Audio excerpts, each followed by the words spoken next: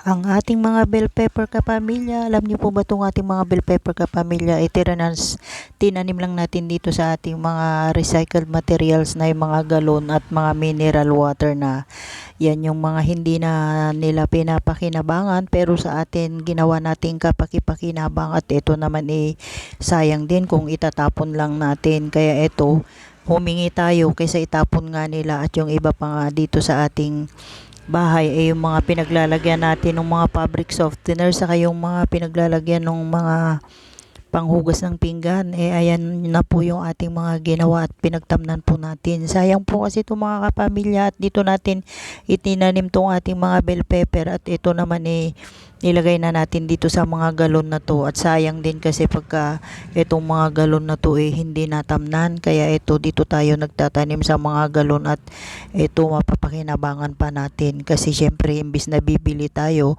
di po ba nakatipid na tayo, hindi na tayo bumili ng ating mga paso, at ito libre pa kasi nga binigay pa sa atin yung mga ibang galon, at yung iba naman yung mga naipon din nating mga galon. Kaya ayan, ginawa natin, pinagtamnan natin para hindi po masayang. At yan po yung ating mga pananim, at tinan nyo po yung ibang mga puno kasi may mga bunga na. Ayan, nilagay natin dyan para makasurvive sila sa sobrang init, mga kapamilya. Kaya ayan po yung ating mga bell pepper.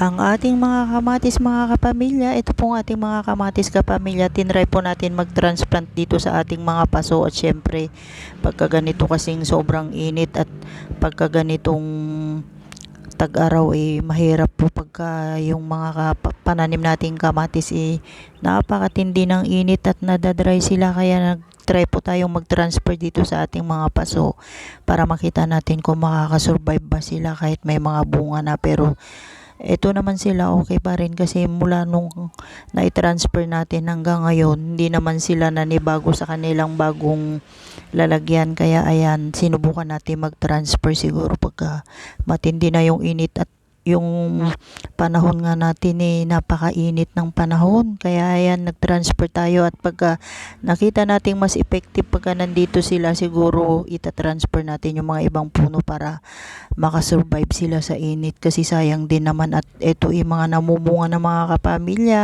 at yan tingnan nyo, napakakapal po ng kanilang mga bulaklak, at ito diniligan po natin doon sa ating mga fermented fruit juice, saka yung ating mga fish amino acid para yung mga bulaklak nila dumami, saka yung mga bunga nila lumaki. Kaya maganda po talaga pag may mga ganyan tayong organic fertilizer o pang spray. Kaya yan yung ginagawa natin, at tingnan nyo, napakaraing bulaklak. Kaya ayan yung kamatis natin.